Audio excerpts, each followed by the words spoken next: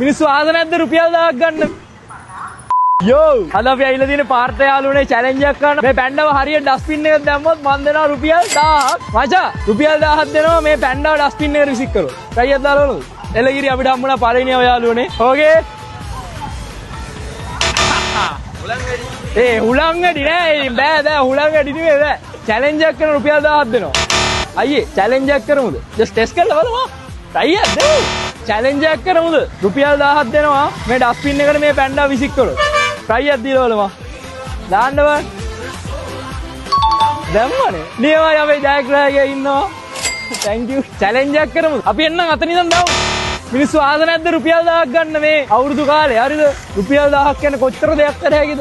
අක්කේ challenge එකක් කරමු. Challenge එකක් කරන්න. මේක ඩස්බින් එකක් දැම්ම රුපියල් 1000ක් දෙනවා. ට්‍රයියක් දාලා බලමු. නියමයි එළගිරි. මොකද ගන්නවි? 10න් ආතල්ලයක් ගන්න ඕනේ. ඔයාලා වැත්තරත් එහෙම ඕනනම් චැලෙන්ජ් අරන් එන්න කමෙන්ට් එකක් දාන්න. මම 10 කෑලි අරන් එනවා හරිද?